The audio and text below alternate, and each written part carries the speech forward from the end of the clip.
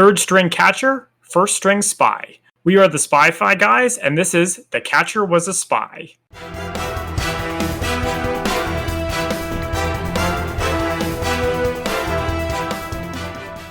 Welcome to the Spy-Fi guys, where we cover spy fact, spy fiction, and everything in between. I'm Zach. And I'm Christian. And today we're talking about The Catcher Was a Spy, starring Paul Rudd. So what did you know about Berg before you watched this? Well, I had read the book Spying on the Bomb, which we talked about in an earlier episode, but I don't remember which one. I think it was Fleming, maybe. Probably. So they did mention this story, and I will talk about which parts were accurate later. All right. So I knew that Berg was a catcher turned spy, and that's about it. Okay, so I knew pretty much about that much too. There is an exhibit on him in the Spy Museum, a small display about him, and also at one of their events. One of the things, the cool things the Spy Museum loves to do is they hire these actors to portray notable spies in history. So you have people dressed as Mata Hari or Berg or George Washington. At different parties, they might go and mingle with them, and so they really know their backstories, and they will talk about their histories. So I met Berg in a way. Did you ask him if he was gay? I did not, and that's because I didn't know about that. Did you ask him any personal information? No. Because I don't think the actor would know it, because apparently nobody knows it. Well, I was looking forward to this movie because I like Paul Rudd. Paul Rudd's my mom's favorite actor. And it's nice seeing another Jewish person as a character. Who's main not character from Mossad? Who's not from Israel, right. But what do you remember of the actor who played Berg talking to him at the Spy Museum? Not much, honestly, sadly enough. I got learning that he was a spy. That is first of all, I did not know who Berg was as a baseball player. I'm not really up on baseball in terms of any, besides, your notables like your Bass and your Jackie Robinsons. But other than that, I wouldn't necessarily know anyone from that era. Yeah, that's true. Like the early pre-war baseball. Shall we get into it? Sure. All right, so here is the synopsis from IMDb. A former Major League Baseball player, Berg, goes undercover in World War II Europe for the Office of Strategic Services. Yep, that's about it. Yeah. So the movie begins with Independent Film Channel. So you get your expectations ready. Really? Does IFC have that kind of reputation? I didn't actually know that. Independent films certainly have a sort of reputation. Well, yeah, but I feel like I've heard of IFC. I didn't know what necessarily it stood for. So I'm like, that's got to be somewhat more notable. Yeah, it stands for Independent Film Channel. Though, of course, independent is on a spectrum. Like, this is Paul Rudd in it and a bunch of other famous actors. A lot of, I kept going through this movie like, hey, that's that guy. Totally. All right, so it starts with a very long opening credit. I want to call it a scroll because of Star Wars. It's not really a scroll. Is there a name for that? I guess like opening text? Yeah, sure. And it talks about, in 1938, German scientists split the atom for the first time and the nuclear age was born. The Nazis gave the task of building the atomic bomb to Nobel Prize-winning Cerner, Werner Heisenberg. The Germans want Heisenberg to build them an atomic bomb, and the OSS sends a Jewish catcher named Berg to stop them. But it's not exactly accurate. It's not like they just found a Jewish baseball player. It's not like Inglourious Bastards. Baseball players in Inglourious Bastards, they were just Jewish soldiers. Who happened to use baseball bats, right? Yeah, the Bear Jew. Did you know that the Bear Jew was originally supposed to be played by Adam Sandler? I did know that. I'm just imagining him doing his voice, I can't even attempt impression, coming out of the tunnel scene where he's coming out with the baseball bat. I'm like, I can't see it. I would just be laughing too much. Anyway, there's a YouTube video where someone does that. Oh, really? Oh, yeah, see if you can find it. I gotta watch that later. Anyways, back to the movie. Berg's job is to assassinate Heisenberg, according to the opening text. And it's based on a true story. Everything is as it should be. Wait, okay, refresh my memory. What's the one you don't like? It's the inspired by a true story, yes. Okay. Anyway, so we start off with two men walking down a street. It's a cobblestone street, so immediately my mind thinks, it's generic European city. So probably filmed in Prague. Looked it up. Yep, filmed in Prague. Oh, really? That's funny. It's Zurich. It's 1944. Did we see that on screen that it's Zurich Yes. 1944? I completely missed that. Okay. Mm-hmm. So it's Paul Rudd and Mhm. his contact, who is not a famous actor. Mhm. He explains that it's his first job, the first time he'll have to kill somebody. Mhm. And his friend says, just do it before the Gestapo figures it out, which is very helpful advice. I feel like that's helpful advice in any situation. No matter what you're doing. His contact asks if he ever killed a man or this is his first job. And Moberg is like, no, I've never killed a man. It's not as hard as you think.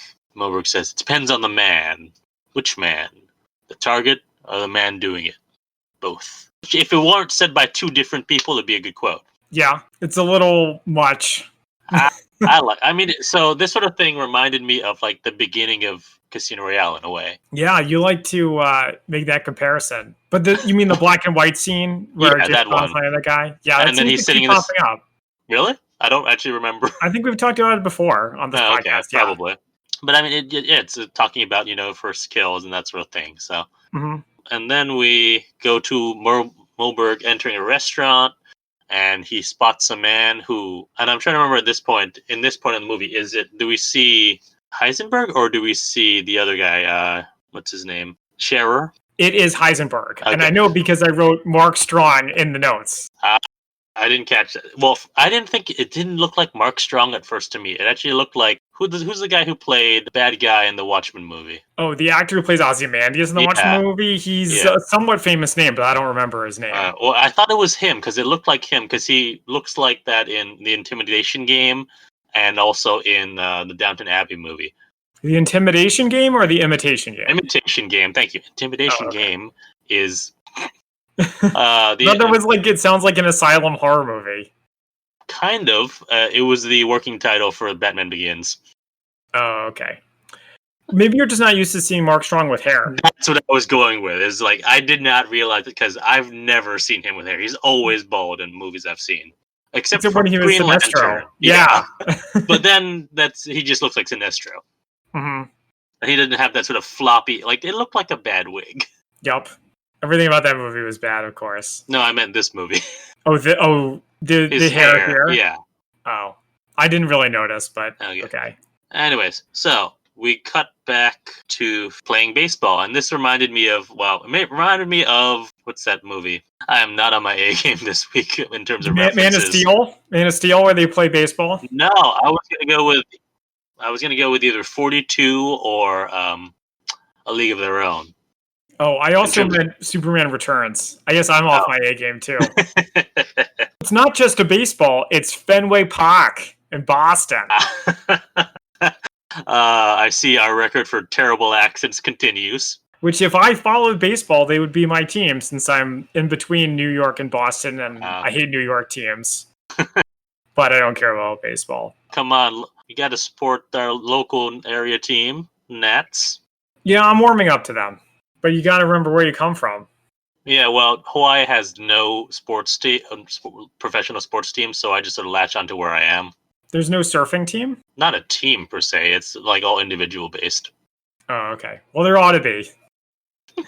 So Moberg is playing, and he has this interaction with the pitcher. And at one point, he is like a double play or something. He does this really good play. They ask him how he knew what the batter was going to do. He says, "I just knew." Star Wars. So he goes in to see the coach, and the coach is saying, you've had 15 years in the league. When are you going to hang it up? When are you going to come and coach? Yep.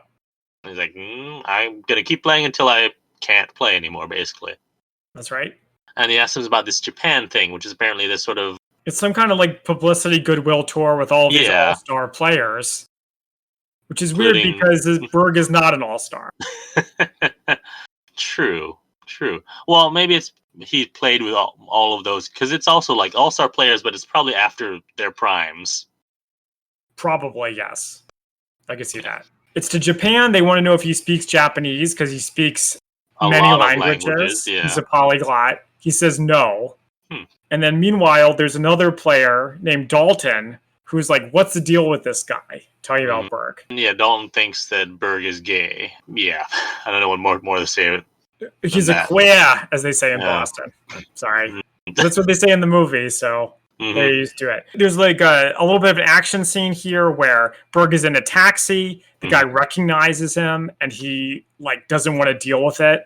Yeah. So he jumps out of the taxi, starts walking. Dalton follows him. They're both dressed like spies, like the cartoon character of a spy with the trench Or coat they're and just the dressed tie. like people in 1940s. Same thing. So everyone in the 1940s was dressed like a spy. That must have been where I came from. So Berg lies in wait in an alley and then beats up Dalton when Dalton comes after him. Mm-hmm.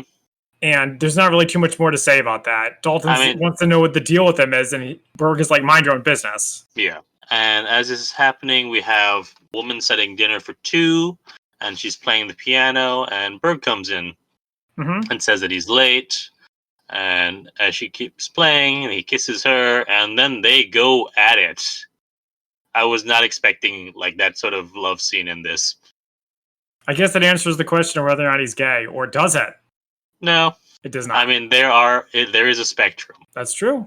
So it could be one of many. Yeah. So us uninformed viewers are like, well, is she his wife? Because this is the 1940s, presumably. Actually, this is probably more like the 1930s. At this point, because they're not at war. No, not yet. So, well, America didn't enter the war until 1941. December 7th, 1941 was Pearl Harbor. Yeah. So at some point, somebody calls him Professor Berg. Is that Stella who called him that?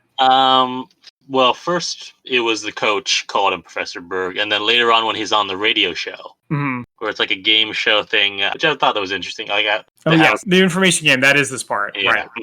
He's asked a question about the Canary Islands. I assume, because you don't actually hear what the question was, you just hear the answer. I assume the question is, which bird is the Canary Islands named for? And he says it's a trick question. The Canary Islands are actually named from the Latin root canis, which refers to dogs, for all the dogs that are on the island. So this part reminded me of that scene in Star Trek The Voyage Home, aka the one with the whales, where Spock is answering all the questions, right? You know what I'm talking about? And then the one he can't answer is, how do you feel? How do you feel? I do not understand the question. Someone asked, I don't remember what personal question they ask him, but he like doesn't like it. It's whether there's a Mrs. Berg. Oh, yeah. And he's like, oh, yeah, she's married to my father. I was like, is there one at your Mrs. Berg in your life? And he doesn't want to answer. Yeah. Which makes Stella feel great. You can tell by her watching him. Watching her watch him. Listen to him. She's just at home and listening to the radio. But yeah, so we cut to dinner with the two of them. He tells Estella that he's going to Japan, the exhibition games. She wants to go and see Japan. And she's like, the other players will be bringing their wives. And she says, well, you're not my wife. Yes. And so a couple of reactions. Yeah. So what a couple of reactions to this. So first of all, right before this, he does like a thing with his utensils where he's like lining them up. Did you notice this? I did not catch that. I think it was intentional that he has like OCD tendencies. Interesting. And then also this whole "not my wife" thing. It came off as like Asperger to me. Maybe. Interesting. It's like, because yes, she's not his wife. That's technically true, but he didn't seem to stop to think how she would take that. Or he could just be, he could also just not be thinking about that, and because he's very distracted. But either way. Yeah. But already we're getting the impression he's like a weird guy. Yeah. If we hadn't before. So we go to Japan, and they're playing in the exhibition games. So it actually was an exhibition game. I thought he was like lying because it was a spy tour. Well, he wasn't a spy yet, or at least as we Yeah, but I didn't like look up his life story before I saw the movie. I wanted to let the movie be a movie first. All right. But I guess there aren't that many twists and turns. Yeah. So we have a Japanese band playing Stars and Stripes Forever. Here's a prank where he talks to Japanese people and asks them to pretend along with him that he speaks Japanese. And they play along, which I appreciate it. But he was speaking Japanese while they were doing this. Yeah, but he's like, I'm faking it. Help me fake it. So I look good in front of my friends. But it's a joke, but yes, but he was speaking perfect Japanese while he was saying this. Right. But he like obviously only memorized that one paragraph in Japanese. That's what you think it is? Maybe. Yes. Okay. That's what I think the movie was going for. Because doesn't he even say, this is the only Japanese I know Something like that. in this part? I think so.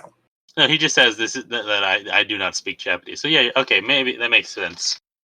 I don't know. I mean, like I enjoyed it, but like it stopped me to think about it. It didn't make sense if he doesn't speak Japanese. It But- felt like something out of like a more traditional Paul Rudd movie where he's being the goofy guy. Yeah, but I like that. So, and then one of the people he meets there is named Isao Kawabata, and Mhm. goes spends time with him, juggles for a crowd. They're walking around Japan, I assume Tokyo, and Mhm. Kawabata asks him to tell him about baseball. And apparently, we find out Kawabata is a professor of history, and he Oh, said yeah. this visit goes beyond baseball, and if we don't, if we can't come to an understanding, yeah, there will be no more games, is what he says. I like that. Hmm. Talking to Berg on his level. And so we find out a little bit about Berg's backstory. Apparently, his first team was a church team, but so as a Jew, he didn't feel like he fit in, and he really doesn't feel like he fits in anywhere. Yes, that's like his thing. He says he likes to hide because he doesn't fit anywhere. And apparently, Isao has a wife and 6 children. She's very fertile. And then here's where Mo asks if there's going to be a war between their countries. And Kawabata says, yes, it's inevitable. Which you really don't need to be a professor to figure that out, I don't think, in the 1930s, but I appreciate it. And then, is this also the part where Isao like makes a move on Berg? Yes. I wasn't sure at first what that meant, but then combined with the earlier accusations, like, oh, so maybe he was. Or I think the movie is designed to make it ambiguous. Yeah. There's sort of a intercut scene where he like wakes up in a bed, but he's looking around, so it's meant to imply that there was someone else with him. So you're right supposed to think that it was Kawabata. Mm-hmm. And then Mo gets dressed up in a kimono at the hospital. The nice thing about a kimono, since they're so... Have you ever worn a kimono? No, I don't do cultural appropriation. I mean, I think there's a difference in terms of that. But there, I have worn one as part of my, being in Hawaii, my school had a kimono club where you learned all about kimono and taught by someone who's experienced in it. So I wasn't part of that, but I think they were all women in that, and they needed to practice putting a kimono on a man. So I volunteered to get to wear one. I have a picture somewhere, but they are very roomy and very comfortable. Yeah, they look comfortable. And, I didn't think about being a kid. I think I may have worn one as a kid. Okay. We may have done like a Japan unit in like grade school or something. But I'm surprised that he put one on because it's like, what would be better of a disguise? It's like a white guy dressed like a white guy or a white guy in a kimono? Yes, but you wouldn't be able to hide a camera as easily as he did, which is, I think, the reason why I brought it up, asked if you'd ever worn one. It's because so you have the room to very easily hide something there. Nice. Yeah. That makes sense because that's a big 1930s camera. Mm-hmm. And not just a still camera, it was a movie camera. Yes. So he goes up to the roof of that hospital and takes film footage of what I assume is Tokyo Bay and their military installations there. Right, and I'm like, why a hospital? There must be other tall buildings. Well, maybe not, actually. Maybe not. I mean, it's the only one he could find. Yeah. So when we cut to December 7, 1941, or at least maybe the day after. Okay. So we see Stella and Mo listening to FDR's very famous speech about a day that will live in infamy, about the Pearl Harbor bombings, and America has officially entered the war. Yes. And next we cut to a very fancy party. It looks like a meeting of, I'm going to just call it like the Princeton Alumni Social Club. Yes. Everyone's in tuxedos. There's a choir singing in what I assume is Latin, because I couldn't quite place the language. Sounds about right. Sounds pretentious enough. It's because it's not a spy movie without tuxedos, am I right? Nope, it is not. So he approaches this, Mo's there. He's approaching a friend of his named Jerry. Jerry works in Washington, says State Department, something like that, which is it's just this day the answer that people will give if, they work in intelligence and they can't say where they work. And if they have to travel a lot. Mm-hmm. State Department travels a lot too. We could use people with language skills, and this is where we get a great example of all the different languages that Moberg speaks. Did you write these? I was going to write them down, but they just went too fast. Yeah, I didn't write them down either, but it's like Italian, German, French, Mm-hmm. and then a little bit of Asian languages and Latin. Pretty cool. Yeah. And so he gives him the name of Bill Donovan and says to give him a call. Yes. They meet him in OSS headquarters, and Berg shows the film that he took in Japan. Mm-hmm. We meet Donovan, who's played by Bill Pullman. I don't think that's Bill Pullman. Oh, wait, it's the other guy. It's the guy who was Lone Star and Spaceballs. That is Bill Pullman. It's the guy who was in the Looming Tower. Haven't seen that. It's Jeff Daniels. Yeah, I mixed those two up. They do look kind of similar. No? No? Okay. All right, we can leave that in. Yeah, we'll leave it in. So they're like talking about his job, or like getting him on board, and Donovan asks him if he's gay again. It seems to keep coming up. Mo's response is, "I'm good at keeping secrets." But here's the thing. Here's the thing, though. I actually understand why Donovan wanted to know that, because it's leaves him susceptible to blackmail. I mean, look at was not Kim Phoebe. At least two of the members of the Cambridge Five were blackmailed because of that. Yeah, They blackmailed by the Soviets. I believe so. Yeah, so there you go. So Donovan is even like, I don't really care as long as you do your job, but I'm also kind of like, well, you should care because that's a security issue. But yeah, so Donovan wants to recruit him, and so as he's finishing up the interview, he says, they say that patriotism is the last refuge of a scoundrel, and Bo corrects him, said, "They is Samuel Johnson, and it's not first or last; it's the first." Nice. That was really cool. And it shows that he knows more than just languages. Not like that wouldn't be enough. Well read, yeah. But despite all of his skill, they put him at a desk. Or because of all of this, okay, he's a language guy and clearly smart, and so you need someone to process all these reports. Read the intelligence and actually analyze it. They're important. I noticed on the door to his office it says the Balkans desk. So he's running those. Yeah, but he really doesn't like it. Like every analyst in a movie, I want to be out in the field. There's nobody who's ever just happy being at a desk. Except for Jack Ryan. I'm just Jack an analyst. Ryan. Jack Ryan would rather be there. It's like all the admirals in Star Trek who are actually very happy not being out hopping galaxies. Yeah, but all the admirals in Star Trek seem to be corrupt. How many times can I bring up Star Trek in one podcast? Oh, I'll bring it up later, too. So there's this crazy part where Berg is like, I can't take it anymore, and he starts sprinting down the hallway. And he's going pretty fast. I was impressed. Well, he is an athlete, but maybe I've seen too many action movies, but I expected him to like dive out the window at the end of the hallway. So I was confused. I thought he saw Donovan and was trying to catch up to him because he wanted to be on the field. That was not the impression I got. I got the impression he was running away rather than running towards. Yeah. Okay. As it happens, Donovan sees him and brings him into a meeting and says, "They have something for you." Yes. So this is where we get a briefing. We have two other men in this briefing. We have Robert Furman, who's played by Guy Pearce. That's a waste. He's barely in it. Apparently, he was the chief of foreign intelligence for the Manhattan Engineer District. So he, basically in charge of security for the Manhattan Project.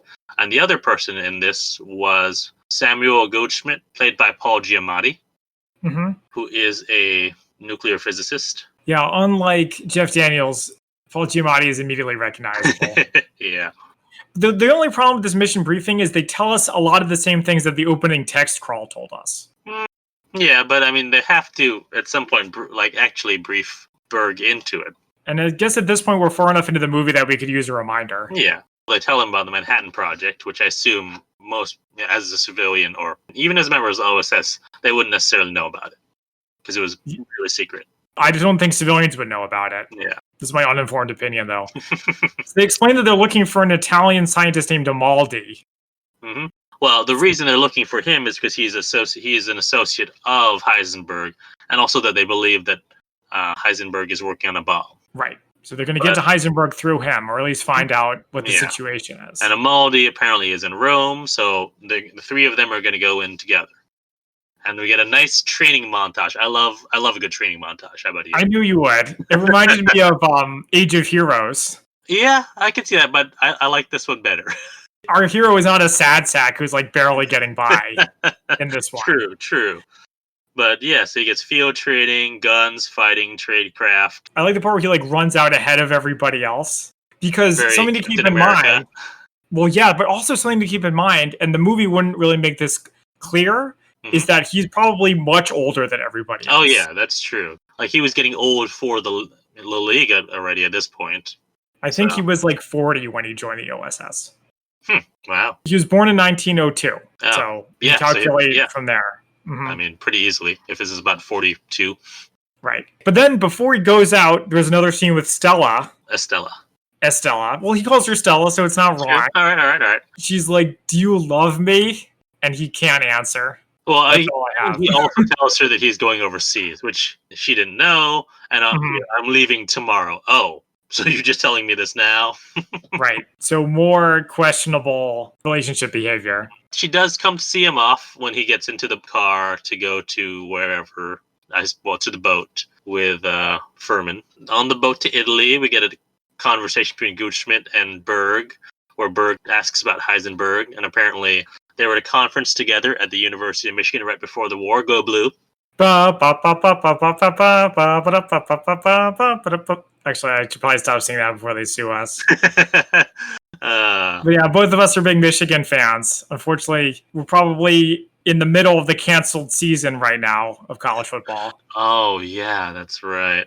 Anyways, so basically, Gutschmidt begged Heisenberg not to go back to Germany after that, but Heisenberg went. Berg asks Gutschmidt, would and could Heisenberg be working on the bomb?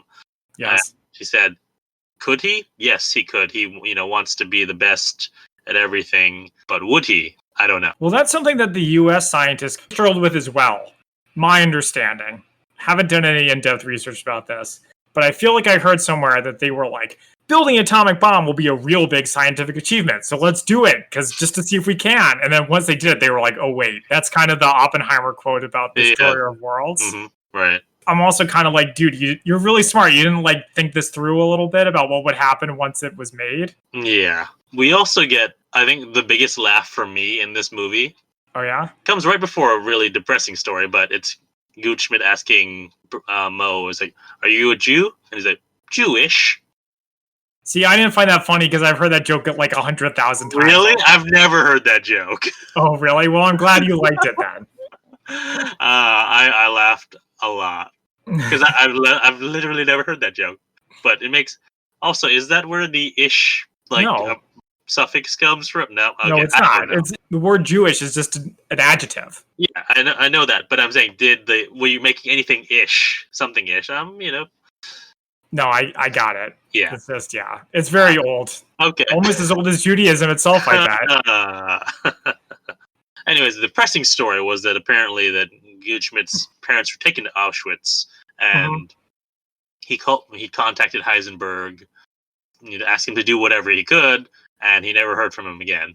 Presumably, Heisenberg didn't do anything. Didn't or couldn't. So they get there, and this part reminded me of Fleming. Italy. Yes, they get to Italy, and this part reminded me of Fleming a lot. When they're on their Jeep, and they're like, after you cross this picket line, you're on your own, and there's going to be bad guys out there. Good luck. Yeah. They're trying to get to Piazza Leone, which is where they can find Amaldi. Mm-hmm.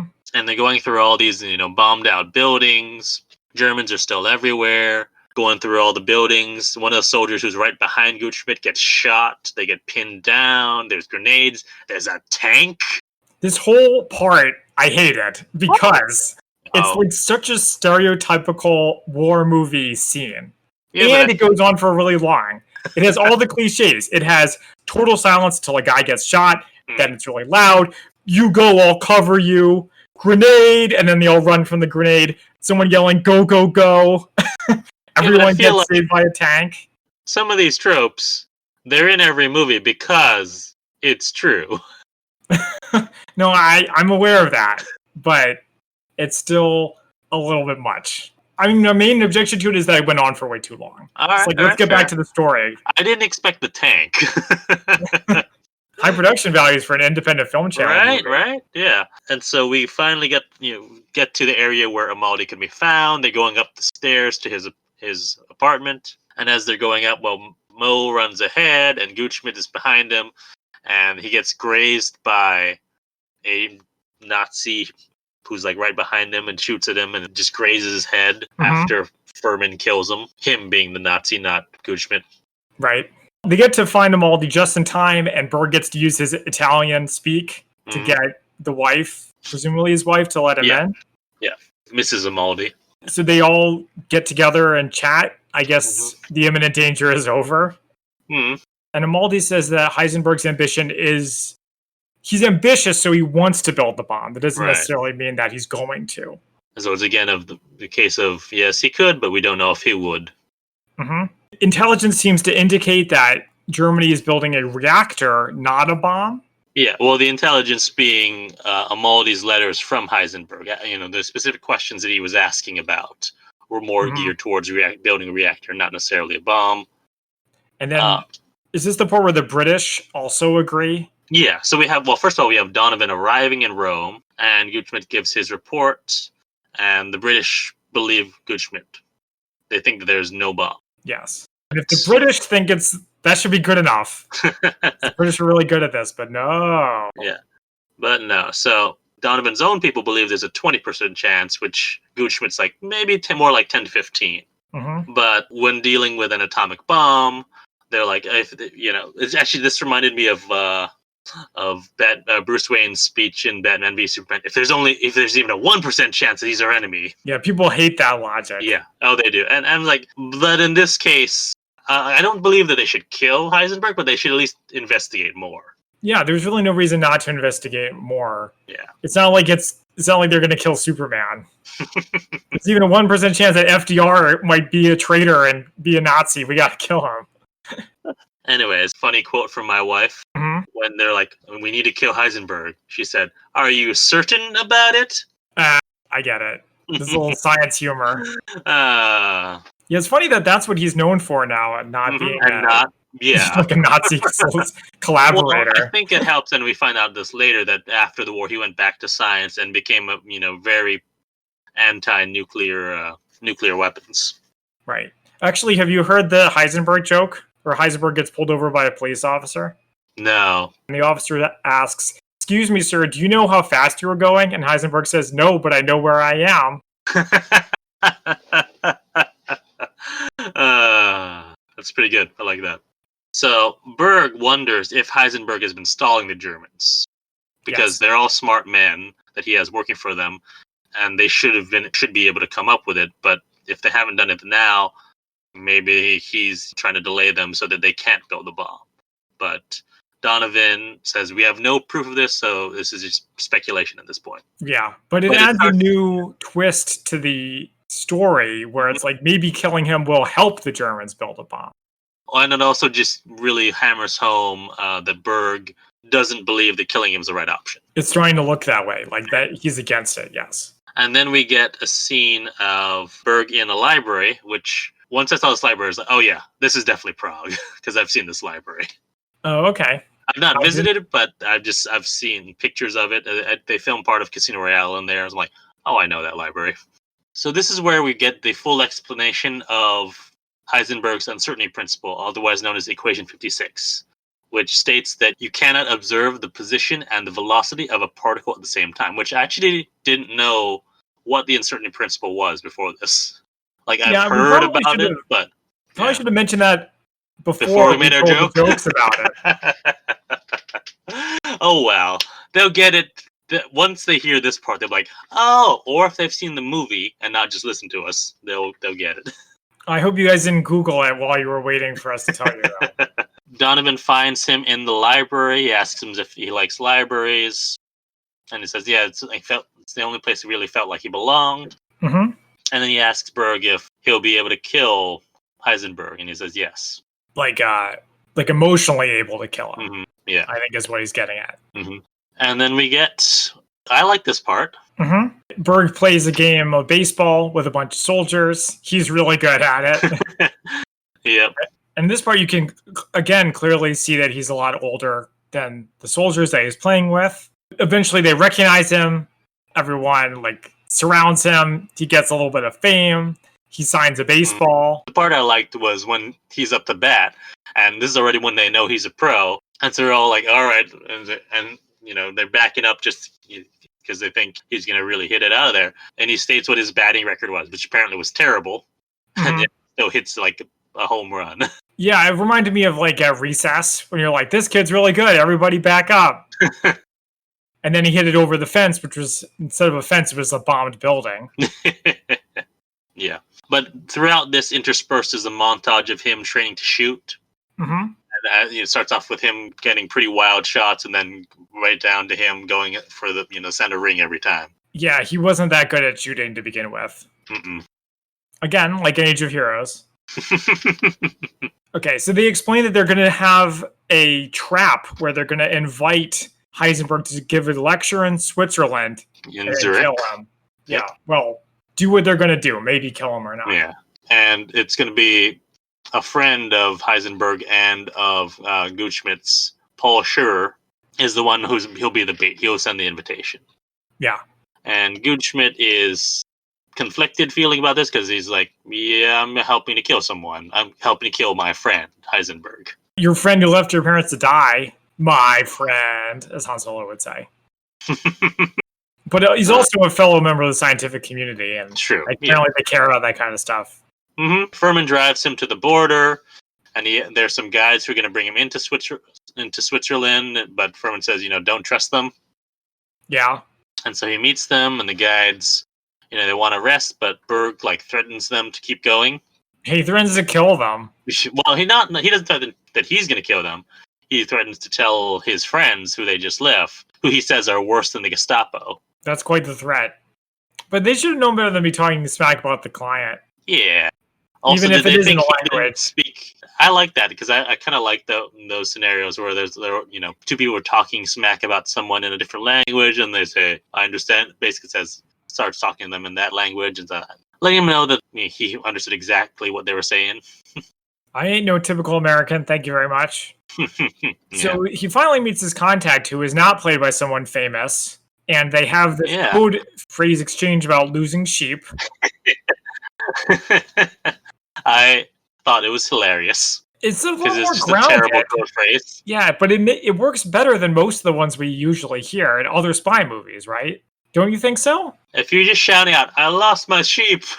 I mean, he's got to act it a little bit. He has to act like somebody who lost a sheep, but I guess he can't be good at everything.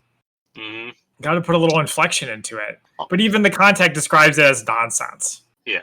Also, this scene, could you see anything going on before this? Because it was really dark. I couldn't see a thing.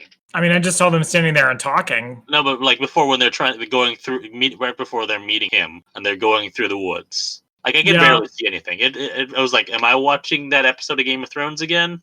You might need to check their settings on your TV. Because, I could see stuff. There just wasn't much to see, as far as I can recall. Okay. The next part is ridiculous. It's one of the most ridiculous parts of the movie. Oh. Heisenberg goes into the bathroom, and Mo Berg is in there, and he's, fiddling with a gun. Well, yeah. So, first of all... So we're at the university or school where the lecture's taking place, and Moberg, so he goes into the bathroom, and he's checking his gun, he's cocking it, because I don't know. I was going to look this up on the Internet Movie Firearms database to see what kind of gun that was, to see if there's a safety on it or not, just to see, because every time he's about to use it, he cocked it, so seemingly he doesn't keep it cocked, so there may not be a safety, I don't know. Whatever he's doing with it, it's very loud, very loud. Doesn't seem to be trying to be quiet at all. He's a baseball player, not a spy. Well, I mean, he was. No, he is a spy. We saw the montage. He's a spy now. Yeah, he should have definitely known better. But so Heisenberg goes into the bathroom, and he hears the very distinctive cock of a gun. Yeah. And then leaves, and then watches to see who came out of it. So he knows that Berg has a gun. Yeah, he's onto him. Good thing it worked out, because that was a pretty bad mistake. Yeah. Also, before this, Berg meets with Schurer and says that, Gutschmidt sends his regard and gives him a gift of heavy water, which, when I think about heavy water, I think about Jay Garrick's Flash origin. Totally. Absolutely. So, but the deal with heavy water is, isn't the oxygen have an extra atom? So it's H2O2? I don't actually know. I think I looked that up once because I was curious how it could turn someone into the Flash. It didn't help. No. Either an extra neutron or an extra proton. There's an extra something in there. And I don't think you should drink it. Well, yeah, I don't think it's good for you. Mm-mm. Nor should you breathe in its fumes, because it definitely will not give you super speed. Mm-hmm. But it's used as a moderator for a nuclear reactor. Okay. Hopefully people come on this podcast to hear about our somewhat accurate opinions about spies and not about our completely false thoughts about nuclear fission. Anyway, so Heisenberg gives his lecture, and throughout the lecture he spots Berg in there and like is watching him very closely. And also Berg is listening very carefully for any hint whether the Germans have a chance at a fission bomb. Yes. And Berg is looking at Heisenberg, but he also sees there's like a couple other Germans in military uniforms there, which I guess they're allowed to be because it's neutral. Yeah. And then we get I guess it's a flashback. What do you call it? A flashback where he's talking to Donovan? An interspersed flashback, yeah. Yeah. And he's told, watch for details. If you think that he is in fact building a bomb and getting close, you can shoot him right there. Yeah. Which like, wow. And then gives him a cyanide capsule for himself. Yeah. That was a big pill. Yeah. I'm sure that it was. I mean, presumably it's cyanide. They don't actually say that. But yeah. I mean, we assume it's cyanide or something similar. Yeah. They don't need to hold our hands for once. Okay. So the lecture happens. Moe doesn't shoot him. No. And they invite him to dinner. Yeah. After the lecture, Cher has a dinner invitation, and then point blank asks Berg if he intends to shoot him or to kill him. And he says no. Or he phrases it in a way like, that he can sort of, it's ambiguous. Yeah. Yeah. Once again, he avoids a question. Yeah. And then Berg goes to Temple. And after he goes, he calls Estella, and he says he just wanted to hear her voice. I think he finally says that he loves her. Yeah. Very emotional acting from Paul Rudd. And then we finally caught up to the beginning. Yes. Mark Strong and his wig are back. And so he's there in a bar, or not a bar. I guess this is like mingling before dinner. It's like cocktail hour or something. Yeah. And there's a chessboard set up. And apparently this is the thing that Cher does. He sets up a difficult board. Oh, I hated this. Oh, I love this. I hated it. I liked it better when it was Magneto and Professor Xavier. Heisenberg recognizes that Mr. I think he calls himself Mr. Aziz at this point. Was at the lecture, and he tells him, look closely at the board, and then clears the board, and then says, pawn to Queen's Knight 4. So it's like, memorize the board in that 1 second. This is what I'm doing. Cut to a big dinner, like with a really long table. One of the women there is criticizing Heisenberg for staying in Germany and aiding the Nazis. Yeah, she's like going after him. Okay. Hard. Understandably, he is collaborating with the Nazis. No, I mean, I get that. But you know how these hoity-toity Swiss people are? They're all like, we have to be polite. We have to be so polite. Apologies to any Swiss listeners. So yeah, sorry guys, but whatever, you deserve it. Look up Nazi gold in Switzerland at some point. But like, not just Swiss, these like upper class. If you're at a fancy dinner, you don't go after people. It's just surprising to see, especially back in the day. I mean, I obviously didn't mind it. I was just kind of surprised. Okay, all right, but he's like, please, no politics. I'm like, as this is going on, they're trying to move the conversation away from politics. Berg says bishop to king 2, and then they start having a mental chess game, which I told you I was going to bring back Star Trek.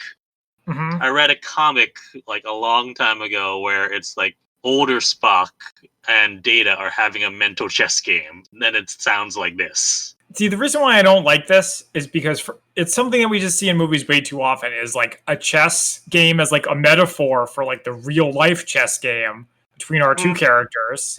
It's just so obvious. And then but this it's not just a chess game. It's a mental chess game to show in that 1 second they were able to analyze the whole thing, memorize it, and still play and still be able to see where all the pieces are moving. No, I got that. Got that that's what they're going for, but I just don't like how in movies they're like, how do we show our characters are really smart? Oh, we'll have them play chess because that's what smart people do. Yeah, And they but play it again, in their heads. yes, So they must be really smart. But the thing is, we already know that they're both smart. So you don't have to keep pounding it in. I thought it was well done. I'm glad that you liked it. I'm glad that it worked for you. Heisenberg says, your name is Aziz, but somehow that name doesn't seem to fit. Mhm. So it's like you want to just accuse him of being a spy right then and there. Yeah, and then after dinner, Heisenberg has confrontation with women again about helping the Nazis, and he leaves and said, "I've endured enough of this." And Berg goes after him, and as he's going, he cocks his gun again. So there's definitely not gonna either. It's them just sort of needing some sort of touch point of, oh, you're supposed to remember that he's sent there to kill him, or the gun really just doesn't have a safety on it. Yeah, I feel like either one could work. It's been long enough since the lecture that he wouldn't have the gun like ready to go True. the whole time. So it works. But he catches up to Heisenberg, asks if he can join him, and he says, "Do I have a choice?" Not really. Yeah, so the part where they're walking reminds me of Munich, but I'm sort of like, is every scene in the spy movie where one guy follows another down a street, is that going to remind me of Munich for the rest of time? Probably. But there you go. Especially if it's filmed in, generic European city, aka probably Prague. So they play some more chess. I don't remember who wins. It is Berg. Berg basically eliminates all the pieces, and he says, in however many moves, you've eliminated everyone but my king. But the king can attack, technically. It can, but it's not effective. So there's a tense moment where there's a gunshot, but then someone else is killed by Berg's friend. Yeah. So And there's 4 people. I like that Berg does this almost like a James Bond gun barrel, spin and has his gun out. Yeah, I like that. Yeah. And it was the Nazis, because there was presumably a Nazi, minder who was following them, who was about to kill Berg. I didn't pick up on that. Oh, yeah. And it looked like one of the same guys from the lecture. Okay, I thought this guy just died out of nowhere. Oh. But it makes a little bit more sense that he would be about to kill Berg in that case. Yeah. Nazi gets shot. Heisenberg is who asks him, who are you? And Berg says he's a student of you. And he's like, oh, so it's like saying, you've been watching me, you've been studying me. Am I a traitor? You're free to choose. And so he has the gun out and on him, and he, in that moment, and it's a very quick moment, whether or not to kill him. He puts it away where the gun and says, "Good night, Professor Heisenberg." And with that, the movie ends, and we get the biggest block of closing text I've ever seen. And we've seen a lot of big closing text. Yeah. Find out that in the end, there was no German bomb. Historians are still debating whether Heisenberg was attempting to build one. Berg was awarded the Presidential Medal of Freedom, but he turned it down and never said why. And at the end of the war, Heisenberg returned to science and became anti-nuclear proliferation, and he revealed the entire stockpile of heavy water to the Allies. Mo and Estella never reunited. Estella married a naval officer in 1945. Mo stayed a bachelor. And yeah. And that's the movie. Yeah, that's the movie. Well, there's also pictures of the various real people. life. Yeah. So there's pictures of Heisenberg and then of Mo and Stella, which was surprising because I thought Stella had just been made up for the movie. Apparently she was a real person. Apparently, yes. Ready for some spy fact versus fiction? Yeah, let's get it. Okay, so my sources are Wikipedia, the Jewish Virtual Library, and Spying on the Bomb by Jeffrey Richelson. So the JVL and Wiki had a lot of info about his baseball career, which we will skip because neither of us care that much about baseball. I mean, it's not that I don't care. I enjoy baseball, but yeah, not really relevant to our podcast here. And Stella is never mentioned on either of them. So his trip to Japan was actually his second trip in 1934. And he learned Japanese according to Apocrypha on the way over on the boat. And he lectured in Japanese at Meiji University. While he was there. According to the Jewish Virtual Library, but not other sources, he was recruited before he went to Japan, and that's why he took photos of the city from the rooftop. Interesting. But so that's accurate, that he did take photos. He did take photos from the rooftop of a hospital, yes. The question is why. It's unclear as to why. Interesting. But he was pretending to be an American, or he pretended to be visiting an American who was sick. He didn't just show up. Mhm. So Well, we see that in the movie too, because he like had flowers. Well, I got the impression from the movie that he just used the flowers to get in the door and then Yeah. immediately went up. Hmm. He was on information please 3 times, and the third time was when they asked personal questions. Hmm. He didn't answer and was never on the show again. Interesting. It says, as an intel officer, he was not easy to control. His whereabouts would often be a mystery. Alan Dulles wrote to Donovan that Berg, quote, is as easy to handle as an opera singer. His work is at times brilliant, but also temperamental. On his way to London for his insertion, his pistol slipped out of his pocket and fell into the lap of an army major sitting next to him on the plane. To which Berg said, I'm inept at carrying a gun. When they met, they didn't meet Amaldi in real life, but they just walked up to his house. No indication that there was like this crazy elaborate battle scene. A little bit more about his spy career. The movie glossed over this. In August 42 to February 43, he monitored the health and fitness of American troops in Caribbean and South America. In 1943, he joined the OSS. And he worked Yugoslavia. He parachuted into Yugoslavia and then brought back intel saying that the U.S. should back Tito, the guy who later went on to become a Serbian dictator. In 43, he joined Project Larson, just like in the movie. But he also went throughout Europe before going after Heisenberg, and he found out about a factory in Norway and an atomic research center in Germany that both were bombed by the Allies. Oh, wow. So according to Spying on the Bomb, Germany never intended to build a bomb, really. By the end of the war, they didn't even have a functioning reactor, weren't in a position to even start building a bomb. Richardson thinks the German leadership didn't want to spare the resources to build one. In the article, Nuclear Scientists as Assassination Targets by William Toby, it's unclear whether the lecture was actually just happening and they just learned about it and then went, or whether they engineered the lecture. So the JVL says that Berg lured Heisenberg there.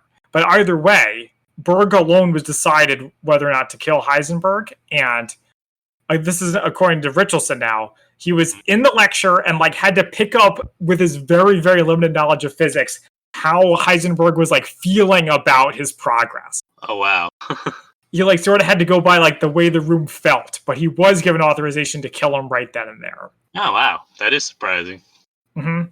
Later that week, Berg did go to dinner where Heisenberg was there, and Heisenberg was talking about how Germany was about to lose the war. And that's what convinced Berg not to kill him. Gotcha. Well, because there was, like, I kind of glossed over that he mentioned that, am I a traitor? Is Germany going to lose the war? That sort of thing. So, yeah. After the dinner was over, both men left at the same time, and they chatted on the street, but nobody knows what they talked about. Obviously, nobody got shot. Yeah. So then, after the war was over, Berg was hired by the CIA to use his contacts to find out about the Soviet bomb program, but he failed. They paid him 10 grand, he brought back nothing. And then for the next 20 years, he had no job and lived off friends and relatives in Newark, never marrying, like the movie said. And his last words after suffering a fall were, "How did the Mets do today?" Wow. And that is it for Spy Fact versus Fiction. Interesting. All right, shall we get into our favorite quotes? Sure. Do you want to go first? Yeah, so mine is from that scene where he's talking about the uncertainty principle. And he says, one cannot be certain where something is and where it is going. And thus, Heisenberg proves that no one knows anything. We live in eternal uncertainty. A man after my own heart. What a troubling thought, especially in these times. So my favorite quote is, and I thought you were going to steal it, but fortunately you didn't. It's in the where he's playing baseball with the soldiers, and he goes up to bat, and they all start backing up like at recess. To which he says, "Don't worry, 243 lifetime."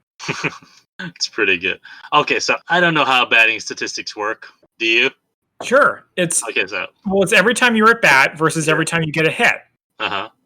So in this case, it's out of every 10 times he was at bat, he got a hit twice. Oh, okay.